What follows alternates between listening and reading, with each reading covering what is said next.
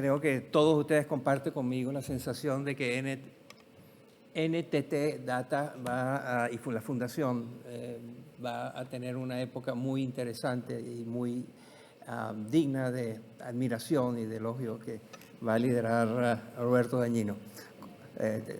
Roberto tiene suerte de dirigir esa organización, o ser el chairman, y esa organización tiene suerte de tenerlo.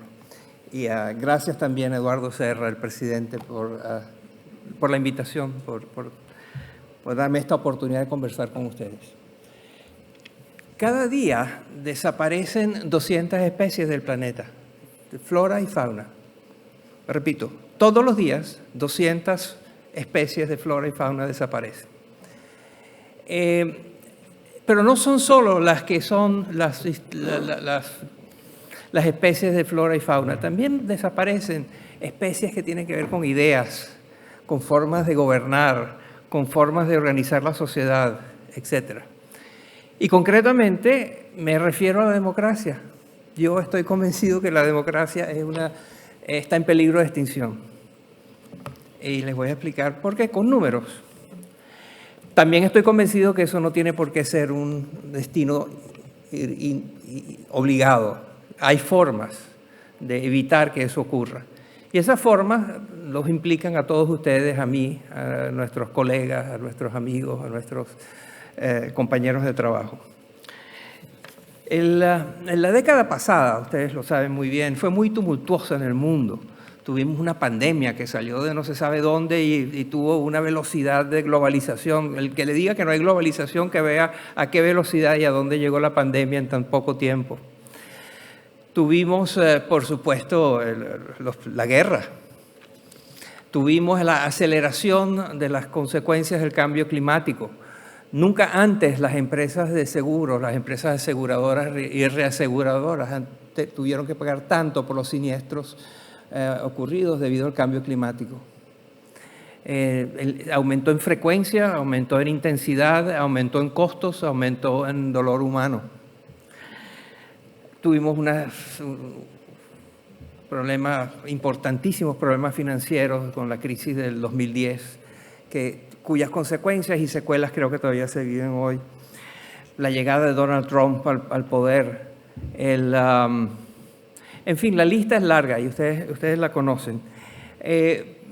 Pero mientras que esta lista larga estaba en los titulares de los periódicos de todo el tiempo, había una cosa que merece estar en esa lista, y es que en la década pasada la democracia sufrió un retroceso como no lo habíamos visto hace tiempo. Hoy en día, de 195 países, solo hay 34 democracias en el mundo. La democracia es casi que una cosa muy rara, que lo normal es no tener democracia. La situación normal de la humanidad es no tener democracia. Hace 10 años, el 40% de la población del mundo vivía en autocracias. Hoy ese número es 70%. O sea, 70% de la humanidad vive en regímenes que no son democráticos. Ha sido muy estudiado este fenómeno del declive de la democracia. Una de las que traje hay muchas investigaciones al respecto. Hay una de la Universidad de Göteborg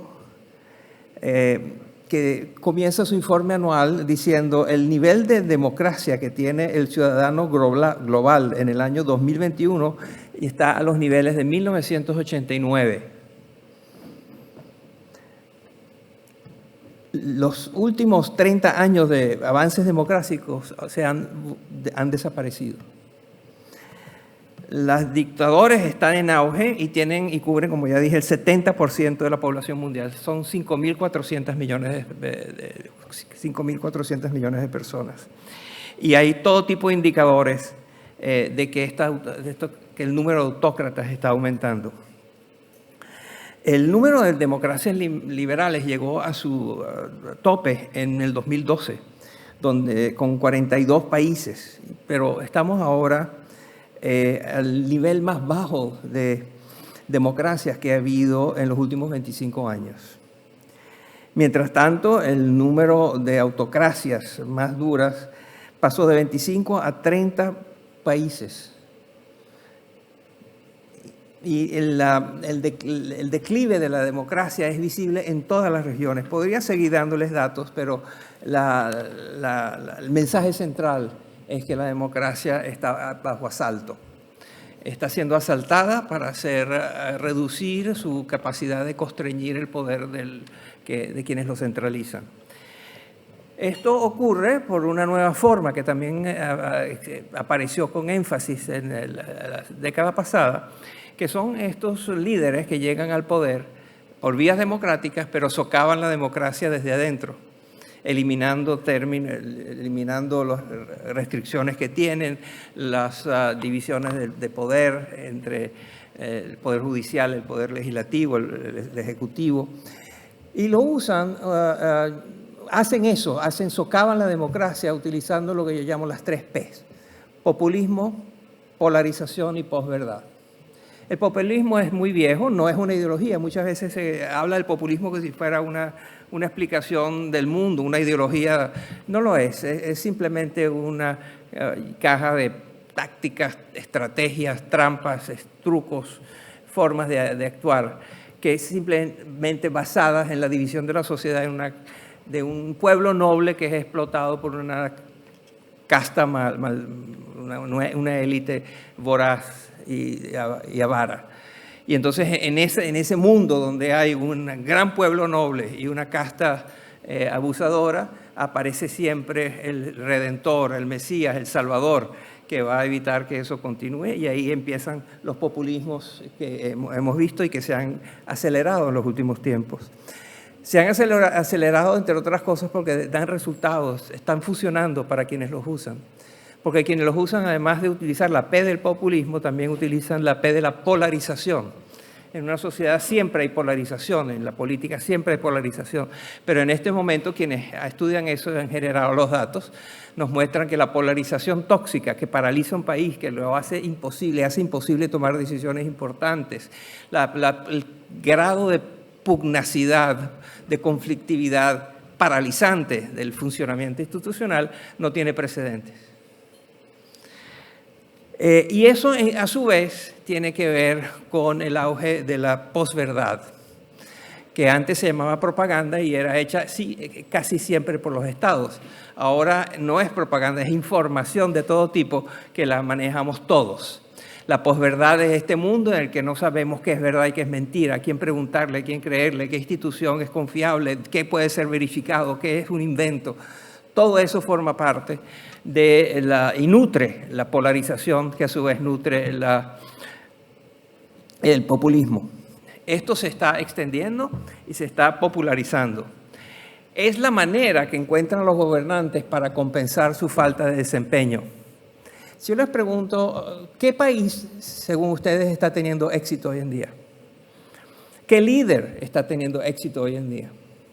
Es muy difícil gobernar. Tener éxito gobernando es muy difícil por una serie de razones que hacen que las restricciones presupuestarias y las circunstancias sociales y el diseño institucional, en fin, hay una larga lista de razones por las cuales es muy difícil ser gobernante y exitoso a la vez. ¿Cómo compensas eso? Con las 3 P.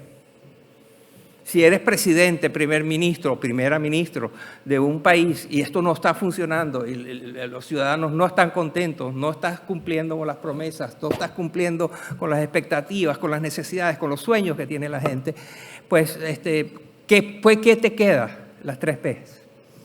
Profundizar la división del divide y vencerás de los populistas, exacerbar la polarización y enredarlo todo con las redes sociales, que es un tema tecnológico al cual voy a llegar y que es muy relevante para ustedes. Esta amenaza a la democracia es una amenaza a lo que ustedes hacen. Aquellos de ustedes aquí que son emprendedores, innovadores, que toman riesgos, que inventan cosas, que transgreden, que cambian, que cuestionan, que no aceptan lo del pasado como patrón del presente o del futuro, van a ser afectados si sigue cayendo la democracia. Ustedes necesitan la democracia como un ingrediente del éxito, porque la democracia les va a dar la libertad, la flexibilidad, las posibilidades que nunca tendrán en una autocracia. ¿Pueden ser las autocracias y las dictaduras innovadoras? Claro, sí pueden, pero nunca al nivel ni con la profundidad, ni con la permanencia, ni con el efecto que tiene la libertad sobre los innovadores. La libertad es su ingrediente mágico, es su ingrediente para poder hacer cosas que a otros no se les ha ocurrido, para disrumpir, para desintermediar, para hacer que el mundo vea y actúe de otras maneras. ¿Qué hacer? ¿Qué se puede hacer? Bueno, lo primero, ningún problema se ha resuelto si antes no se ha identificado, no se ha estudiado, no se ha entendido. Creo que, como ustedes estarán de acuerdo, el mundo entero no ha entendido todavía la escala que tiene la caída de la democracia en estos tiempos, ni la escala del ataque que hay contra los pesos y contrapesos que definen que un régimen sea democracia.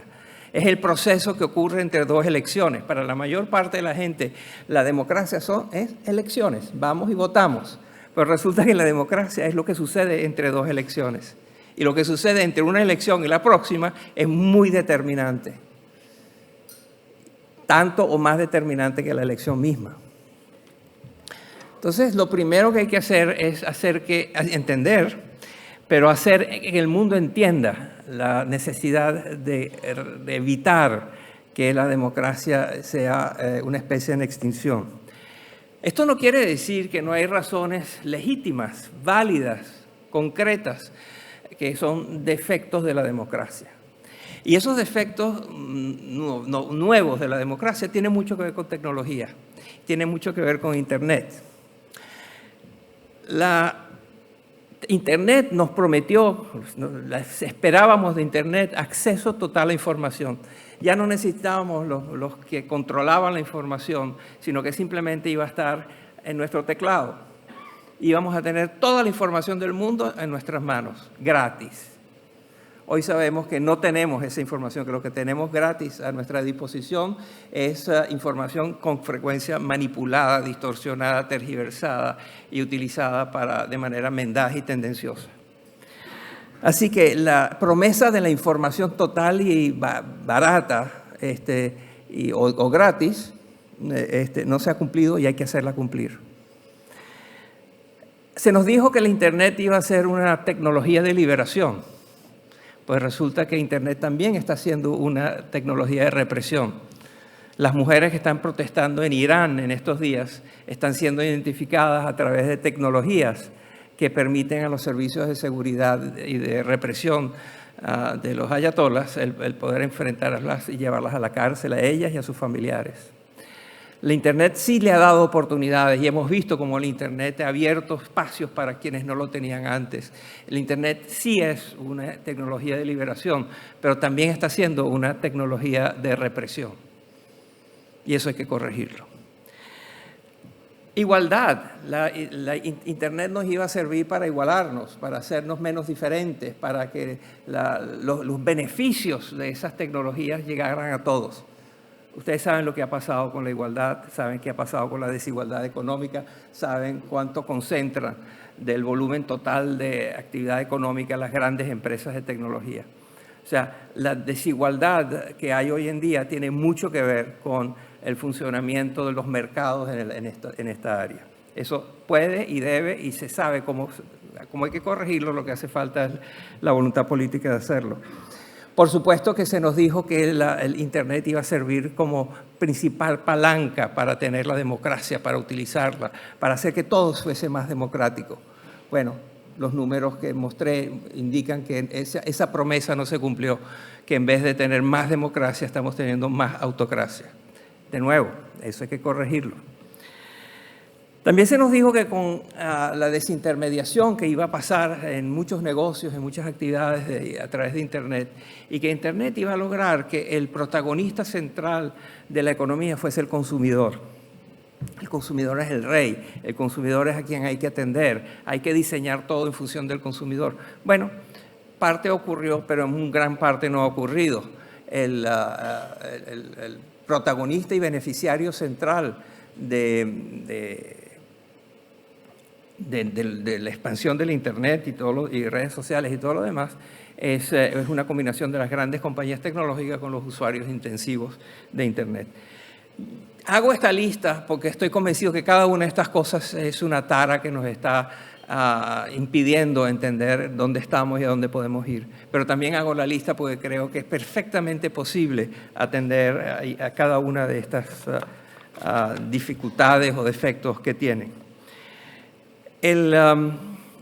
Una de las cosas que claramente veo en el futuro y que creo que es necesario es tener una iniciativa de protección al consumidor digital. En todas partes del mundo hay agencias de protección al consumidor. Tuvieron su auge cuando después de la revolución industrial y durante la época de la revolución postindustrial, hubo la necesidad de los gobiernos, la sociedad y los gobiernos sintieron la necesidad de proteger a los consumidores de los abusos de las empresas o de quienes le venden productos y servicios.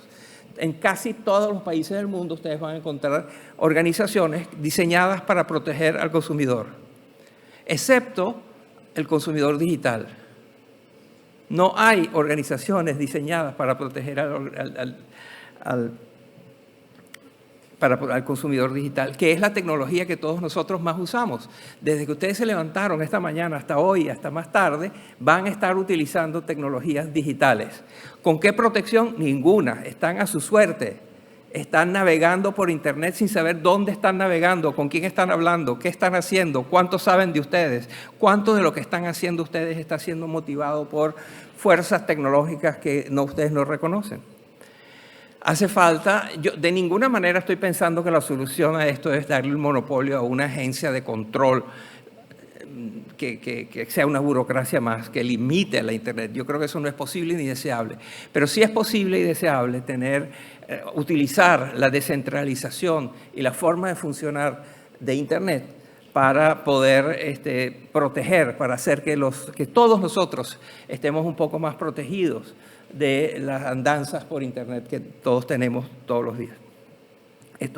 Estoy obviando el hecho obvio que aquí no creo que sea necesario mencionar de que Internet, de la misma manera que tiene todos estos problemas, ha tenido consecuencias maravillosas, fabulosas, que han cambiado el mundo y han cambiado nuestra forma de vida, nuestra forma de pensar, nuestra forma de actuar, nuestra política, nuestra manera de interactuar con otros. Todo eso lo doy por sentado que una audiencia como esta no necesito explicar porque Internet tiene valores y aportes indispensables. Pero también tiene estos defectos que deben ser resueltos. Si no son resueltos, la democracia puede llegar a ser extinta. Así que tengo esa mala noticia, pero tengo una buena noticia también. Resulta que hay cada vez más investigaciones en el campo de la neurología y del funcionamiento del cerebro que muestran que los seres humanos tenemos cerebros que están diseñados para la libertad. Así mismo es. En términos científicos, ahí encontré un artículo que se llama, en inglés, en español, La valoración de la libertad está codificada en el cerebro humano, publicado en el Journal of Neurophysiology en el año 2013. Y como esto hay en Internet, hay una cantidad enorme de investigaciones científicas de personas que estudian nuestra conducta, nuestro funcionamiento cerebral, de manera científica. Ellos han encontrado que el ser humano está diseñado para ser libre y que esa libertad es la que produce progreso, esa libertad es la que produce posibilidades que ahora no vemos. Eso le da un chance a que todos abordemos un reto implícito que Alexis de Tocqueville nos dejó. Alexis de Tocqueville es este noble francés que decidió ir a explorar a este nuevo país que se llama Estados Unidos en su nacimiento. Y paseó por Estados Unidos durante un tiempo largo y escribió un libro muy importante, Democracia en Estados Unidos. En ese libro, él dice que hay que hacer diferencias claras entre ser ciudadano de un país y ser habitante de un país. De la misma manera hay que hacer diferencias claras entre ser propietario del país e inquilino del país. Inquilino es el que está de tránsito, el propietario es el que lo tiene por un tiempo. El habitante es el que siente que está allí en un territorio, pero podría estar en cualquier otro. El ciudadano es alguien que está comprometido firmemente con su país y que tiene derechos y lo sabe usar, y tiene deberes y lo sabe cumplir. Es desde esta perspectiva de combinar este tipo de ideas con el potencial de la innovación tecnológica que hay representados que nos da mucha esperanza. A mí me da mucha esperanza. Le doy las gracias y tomo sus preguntas ahora.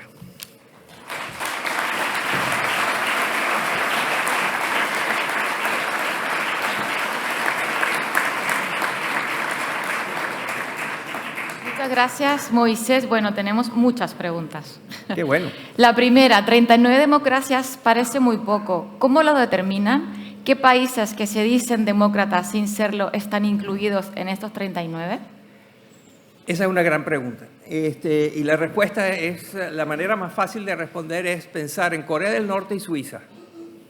Tienen una democracia como la Suiza de un lado y una autocracia totalitaria, sangrienta, como la de Corea del Norte del otro lado. No hay otros países tan cerca de ellos. Todos los demás están en el medio.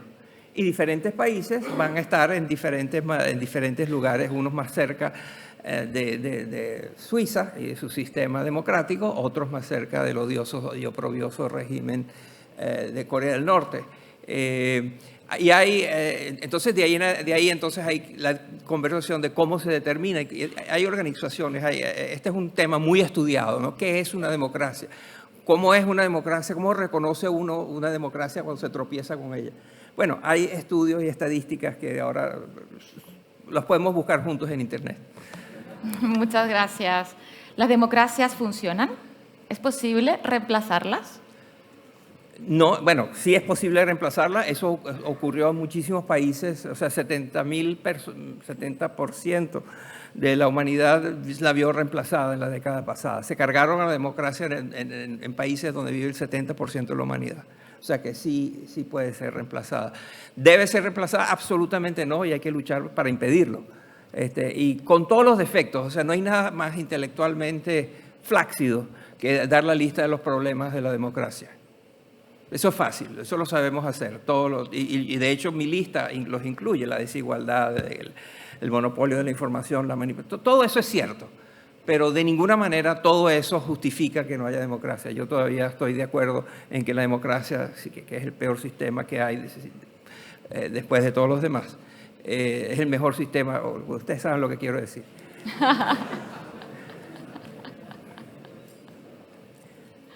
Bueno, seguimos. ¿Qué va a pasar con el nuevo orden mundial tras la situación de la guerra de Putin?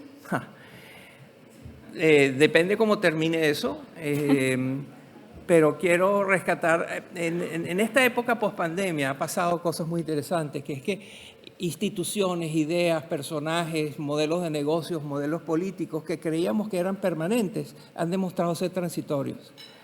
Y a los que creíamos que estaban de paso, están aquí para quedarse. El trabajo remoto, por ejemplo. Al principio todo el mundo decía que era simplemente porque, bueno, es la pandemia y quédense en la casa y cuando pase la pandemia vuelven al cubículo. Eso no pasó. Lo que creíamos que era permanente, el trabajo, el lugar de trabajo, dónde se trabaja, cómo se trabaja, cambió. Y al mismo tiempo, la democracia de Estados Unidos, por ejemplo, bajo ataque en el Capitolio. ¿Quién lo hubiera pensado? Entonces, el tema sobre esto realmente es cómo tener una estrategia de cambio, ¿no? que va asociado a la pregunta. ¿Y el rol de Europa? Comencé diciendo que lo que pasó, lo que está pasando con la invasión de Putin a Ucrania nos ha dado muchas lecciones aún muy temprano para estar seguros. Pero sí hay una cosa en la que estamos seguros, que es que esta guerra hizo posible que Europa descubriera que es una superpotencia, pero no lo sabía. Europa es una superpotencia, pero no lo sabía, por mil razones. Pero descubrió su voz, descubrió su capacidad de actuar con velocidad, descubrió su disposición a hacer gastos onerosos, descubrió su disposición a correr riesgos para salvar a Ucrania y salvar la democracia, no solo de Ucrania. En ese sentido, una de las cosas que hay que agradecerle a Putin es que nos permitió descubrir una Europa que cuando quiere puede actuar como una superpotencia. Y yo, por encima de todas las cosas, prefiero que sea Europa la que esté sentada en una mesa de negociación donde se discuten temas mundiales que esté China o que esté Rusia o que estén los autócratas de Irán. Y tenemos otra pregunta. ¿Qué recomienda para el ciudadano de pie para tener ese criterio e identificar la manipulación de las 3 Ps? Haga clic 2 veces. Cuando recibe algo que le parece muy bueno y muy interesante, ocúpese, haga clic de nuevo y vea de dónde viene esa información, qué intenciones puede tener, quién la patrocina, cuán creíble es, etc. Yo creo, en ese sentido soy optimista, yo creo que viene en camino una ola de innovación tecnológica que va a ser menos fácil para los abusadores abusar de nosotros. Creo que va a haber una combinación de tecnología, de cambio tecnológico y de innovación con empresas, nuevas empresas que están apareciendo y ya existen, con cambio legislativo y cambio en la conducta del consumidor. Puesto todo junto, va a hacer que estemos un poquito más protegidos cuando entramos a Internet. Muy bien. ¿Y qué esperanza podemos tener para reconducir esa libertad? La biología. Contar con que el cerebro nuestro está organizado para ser libres y respetar eso y luchar con base en esa creencia. La alarma por el cambio climático, la ideología de género y tantos temas que antes no estaban en la agenda forman parte de esta posverdad. Repite, por favor. La alarma por el cambio climático, la ideología de género y tantos temas que antes no estaban en la agenda forman parte de esta nueva posverdad.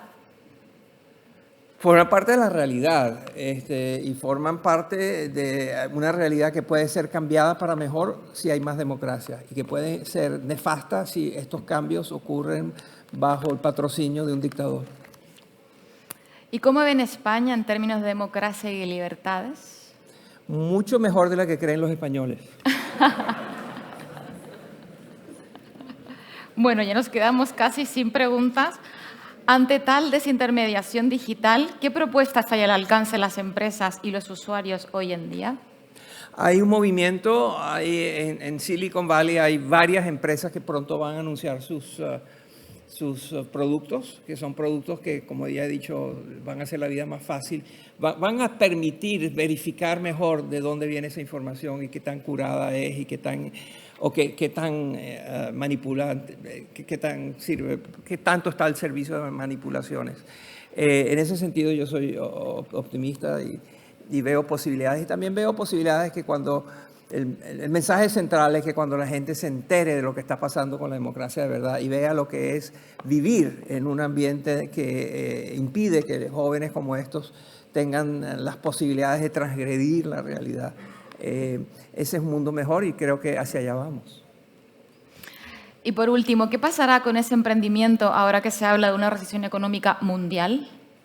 Que van a haber oportunidades maravillosas, porque lo que viene, sí creo que va a haber una dificultad económica importante, va a haber probablemente una recesión el año próximo, etcétera. Los vientos van a estar en contra, pero esos vientos van a hacer que se descubran posibilidades inimaginables, oportunidades, nichos. La gran fortaleza de los emprendedores es que son micros, son nichos, saben operar en un nicho, se lo saben todo sobre el área en la que opinan, en la que trabajan. Y esa capacidad de tener esa información y utilizarla, procesarla, para que se aproveche de las oportunidades que abren las dificultades, está ahí para gente como la de los premiados. Pues muchísimas gracias. No hay más preguntas. Muchas gracias.